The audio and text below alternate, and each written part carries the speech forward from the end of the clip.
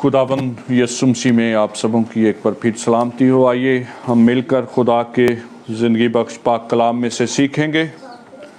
नए अहदनामे में से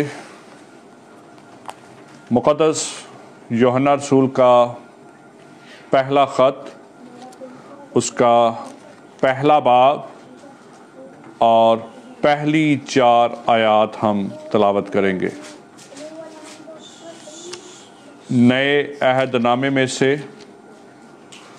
मुक़द्दस यूहन्ना रसूल का पहला ख़त, उसका पहला बाब और उसकी पहली 4 आयात हम तलावत करेंगे। यूँ लिखा है, उस जिंदगी के कलाम की बाबत जो इब्तिदा से था और जिसे हमने सुना और अपनी आंखों से देखा, बल्कि गौर से देखा और अपने हाथों से छुआ, ये जिंदगी जाहिर हुई और हमने उसे देखा और उसकी गवाही देते हैं और इसी हमेशा की जिंदगी की तुम्हें खबर देते हैं जो बाप के साथ थी और हम पर जाहिर हुई। जो कुछ हमने देखा और सुना है तुम्हें भी उसकी खबर देते हैं, ताकि तुम भी हमारे शरीक हो और हमारी शराकत बाप के साथ और उसके बेटे यीशु मसीह के साथ है। और ये बातें हम इसलिए लिखते हैं कि हमारी खुशी पूरी हो जाए। खुदावंद के पाक कलाम के पढ़े, सुने और कबूल किए जाने पर खुदावंद की बरकत हो। आमीन। दुआ मांगे। कादरे मुतलिक जिंदा आसमानी बाप, हम इस ईमान के साथ तेरे हुजूर में आए हैं कि तू कलाम करने वाला खुदा है और खुदावंद तू अपने पाक रूह के वसीला से अपने लोगों के साथ हम कलाम होता है। इस वक्त हम बड़ी आजिज़ी, इनकसारी, हलीमी और फरोतनी के साथ तेरी हजूरी में झुके हैं और खुदावंद तेरे पाक कलाम की बरकत को मांगते हैं। हमारे साथ हम कलाम हो, सीखने और सिखाने के सारे अमल में तू हमारा हादी और रहनुमा होना। ऐ कादर मुतलिक तमन हम सबों को सुनने वाले कान, समझने वाला जहन और अमल करने वाला दिल अनायत फरमा। ऐ कादर मुतलिक तमन तू अपने खादम के साथ होना, ज़ख़ीरा अल्फाज और अल्फाज की बड़ी तरतीब अता फरमाना, ताकि तेरे पाक कलाम की सच्चाइयों और सदाकतों को बड़े मुअस्सर अंदाज से तेरे लोगों तक पहुंचा सकूं। आज का कलाम हम सबों की जिंदगियों के लिए बरकत का बायस हो। ये दुआ मांगते हैं तेरे बेटे अपने खुदावंद यीशु मसीह के वसीले से, आमीन। मुक़द्दस यूहन्ना रसूल ने बाइबल मुक़द्दस में 5 किताबों को तहरीर किया। मुक़द्दस यूहन्ना रसूल यीशु मसीह के 12 रसूलों और शागिर्दों में से वो शागिर्द है जिसे मसीह के करीबी शागिर्द होने का लक़ब भी दिया जाता है। मुक़द्दस पतरस रसूल और मुक़द्दस यूहन्ना रसूल, ये 2 शागिर्द ऐसे थे जो हर वक्त यीशु मसीह के साथ साथ रहते और इन्हें मसीह के करीबी शागिर्द होने का लक़ब भी दिया जाता है। 12 रसूलों में से मुक़द्दस यूहन्ना रसूल को ये शरफ हासिल है कि उसने किताब मुक़द्दस में खुदा के पाक रूह के वसीले से 5 किताबों को तहरीर किया। यूहन्ना की अंजील और उसके यूहन्ना के 3 खतूत और मुकाशफा की किताब का मुसन्नफ भी मुक़द्दस यूहन्ना रसूल ही है। आज का तलावत करता विर्द मुक़द्दस यूहन्ना रसूल के पहले ख़त में से लिया गया है और जिसमें बड़े वाज़ेह तौर पर यूहन्ना इस बात को बयान करता है कि उस जिंदगी के कलाम की बाबत जो इब्तदा से था और जिसे हमने सुना, अपनी आंखों से देखा, बल्कि गौर से देखा और अपने हाथों से छुआ। खुदावंद यीशु मसीह की गवाही देते हुए यूहन्ना बड़े वाज़ेह तौर पर बयान करता है कि उस जिंदगी के कलाम की बाबत यीशु मसीह को वो जिंदगी का कलाम कहकर पुकारता है। और बेशक यीशु मसीह कलाम है और जिंदगी का कलाम है। जब हम यूहन्ना की अंजील को पढ़ते हैं तो वहां पर वो बयान करते हैं, इब्तदा में कलाम था और कलाम खुदा के साथ था और कलाम ने जिंदगी लोगों को बख्शी। वही कलाम लिखा है फिर मुजस्सम हुआ, उसने जिस्म इख्तियार कर लिया। जो इब्तदा में खुदा के साथ कलाम था, जो खुदा के मुंह से निकलने वाला कलाम था, खुदा का कलमा था, उसी कलमे ने, उसी कलाम ने जिस्म इख्तियार किया और वो हमारे दरमियान रहा और हमने उसका ऐसा जलाल देखा जैसा बाप के इकलौते का जलाल। उस जिंदगी के कलाम की बाबत, इसी कलाम के वसीला से चीजें तख्लीक हुई, चीजें नई बनना शुरू हुई, चीजों को जिंदगी मिली और हम बड़े वाज़ेह तौर पर खुदावंद यीशु मसीह की ज़मीनी खिदमत के दौरान देखते हैं कि किस तरह से उसके कलाम के वसीला से लोगों को जिंदगी मिलती थी। जब लोग उसके उस कलाम को जो उसके मुंह से निकलता था कबूल कर लेते थे, कानों से सुनकर दिल से कबूल करते, तो उनके अंदर जिंदगी आ जाती। वो बीमारियों से, वो कमजोरियों से रहाई, नजात और छुटकारा पा जाते। हम बहुत से मौज़ात में देखते हैं कि यीशु मसीह ने लोगों को कहा, उसके कलाम के वसीला से लोगों को शफा मिली, जिंदगी मिली।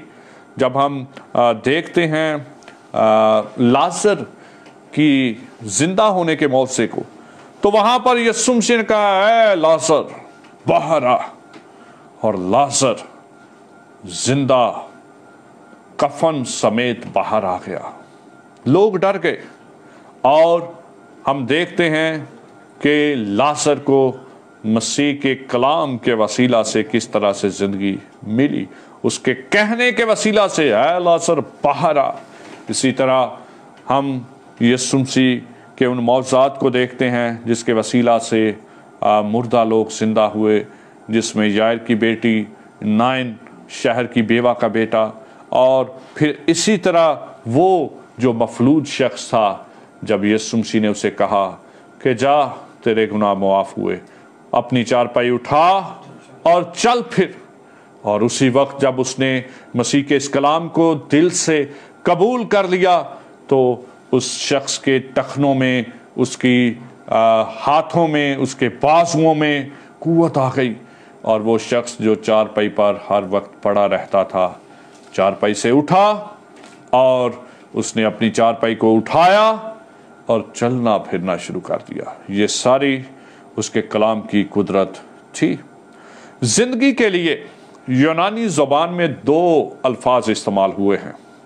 पहला लफ्ज़ जो जिंदगी के लिए इस्तेमाल हुआ है वो है बायोस, और ये लफ्ज़ तकरीबन 779 बार बाइबल मुकद्दस में इस्तेमाल हुआ है जिंदगी के लिए। इसी से लफ्ज़ बायोलॉजी निकला है, बायोस से, और इसका मतलब है जिंदगी का तरीकाकार या इखलाक। हम पतरस के पहले खत उसके 4 बाब की 3री आयत में देखते हैं कि किस तरह से वो बायोस के बारे में, जिंदगी के बारे में बयान करता है। 4 बाब की 3री आयत, पहला पतरस 4 बाब और उसकी 3री आयत, 2री आयत है मेरा ख्याल। ताकि आइंदा को अपनी बाकी जिस्मानी जिंदगी आदमियों की ख्वाहिशों के मुताबिक ना गुजारे, बल्कि खुदा की मर्जी के मुताबिक। ये लफ्ज़ बायोस जिस्मानी ज़िंदगी के लिए इस्तेमाल हुआ है, और ये ज़िंदगी फ़ानी है, ये ज़िंदगी महदूद है। बायोस जो ज़िंदगी के लिए लफ्ज़ इस्तेमाल हुआ है, ये फ़ानी ज़िंदगी के लिए, महदूद ज़िंदगी के लिए, और वो ज़िंदगी जो ख़त्म हो जाती है, जिसको फ़ना है, वो लफ्ज़ बायोस उसके लिए इस्तेमाल हुआ है। लेकिन दूसरा लफ्ज़ जो ज़िंदगी के लिए इस्तेमाल हुआ है वो है ज़ोए। इसका मतलब है गैर फ़ानी ज़िंदगी, ला फ़ानी ज़िंदगी, हमेशा की ज़िंदगी, इटर्नल लाइफ, अबदी ज़िंदगी। और मसीह को इस ज़िंदगी का कायम करने वाला और संभालने वाला कहा गया है। उस ज़िंदगी के कलाम की बाबत यहाँ पर ज़ोए लफ्ज़ इस्तेमाल हुआ है, और इसी से लफ्ज़ हम देखते हैं ज़वालोची निकलता है। ज़ोए का मतलब है हमेशा की ज़िंदगी, अबदी ज़िंदगी, लामहदूद ज़िंदगी, जिसकी कोई भी हद ना हो। और इस ज़िंदगी का मंबा और माखज़ यीशु मसीह की ज़ात है। यीशु मसीह हमेशा की ज़िंदगी का मंबा है, माखज़ है। हमेशा की ज़िंदगी उससे निकलती है। और हम देखते हैं यूहन्ना अपनी अंजील के 3 बाब की 16वीं आयत में यूँ बयान करता है, क्योंकि खुदा ने दुनिया से ऐसी मोहब्बत रखी कि उसने अपना इकलौता बेटा बख्श दिया, ताकि जो कोई उस पर ईमान लाए वो हलाक ना हो, बल्कि हमेशा की जिंदगी पाए। हमेशा की जिंदगी खुदा के बेटे में है, यीशु मसीह में है। और जो कोई भी उस पर ईमान लाएगा, चाहे वो किसी भी कौम, किसी भी कबीले, किसी भी फिरके से तल्लुक़ रखता हो, वो हमेशा की जिंदगी को हासिल करेगा। इब्रानियों का मुसन्नफ अपने पहले बाब की 3 आयत में यूं बयान करता है कि वो उसके जलाल का परताव और उसकी ज़ात का नक्श होकर सब चीज़ों को अपनी कुदरत के कलाम से संभालता है, और वो गुनाहों को धोकर आलम बाला पर किब्रिया की दाहिनी तरफ जा बैठा है। वो जिंदगी जो इस कलाम के वसीला से, जो खुदा का कलमा है, यीशु मसीह है, जो जिंदगी उसके वसीला से मिलती है, वो अबदी है, वो हमेशा की जिंदगी है। और पौलुस रसूल कुलसियों के खत में बयान करता है कि तुम्हारी जिंदगी उसी में पोशीदा है। जो यीशु मसीह पर ईमान ले आते हैं, जिंदगी, हमेशा की जिंदगी, अबदी जिंदगी, वो मसीह में उनकी पोशीदा हो जाती है। मसीह उनकी जिंदगी में जब आ जाता है तो फिर ये जिंदगी उनकी नहीं रहती, मसीह की हो जाती है। और फिर वो पुकार उठते हैं कि अब मैं जिंदा ना रहा, बल्कि मसीह मुझ में जिंदा है। जब मसीह की जिंदगी, अबदी जिंदगी, हमेशा की जिंदगी हमारे अंदर होती है, तो फिर हमें किसी चीज़ का खौफ या डर नहीं होता। यूहन्ना अपने खत में बयान करता है कि जिसके पास बेटा है उसके पास जिंदगी है, और जिसके पास खुदा का बेटा यीशु मसीह नहीं, उसके पास जिंदगी भी नहीं। मेरे अजीजों, बेशक हमें इस दुनिया में बहुत से ऐसे लोग मिलते हैं जो यीशु मसीह पर ईमान नहीं रखते, जो यीशु मसीह को खुदा का बेटा तस्लीम नहीं करते। वो भी इस दुनिया में ज़िंदगी गुजार रहे हैं, वो भी इस दुनिया में चल फिर रहे हैं, लेकिन वो अपने अंदर जिस्मानी ज़िंदगी तो रखते हैं, लेकिन रूहानी तौर पर वो रूहानी ज़िंदगी अपने अंदर नहीं रखते। क्योंकि हमेशा की ज़िंदगी, रूहानी ज़िंदगी, अबदी ज़िंदगी यीशु मसीह पर ईमान लाने से ही मिलती है, और उसे खुदा का बेटा तस्लीम करने से ही मिलती है। क्योंकि ज़िंदगी का मंबा और माखज़ यीशु मसीह की ज़ात है। उसने फरमाया कि राह और हक और ज़िंदगी मैं हूँ, कोई मेरे वसीले के बगैर बाप के पास नहीं आता। और खुदावंद यीशु मसीह ने यह भी फरमाया कि मैं इसलिए आया कि लोग जिंदगी पाएं और कसरत की जिंदगी पाएं।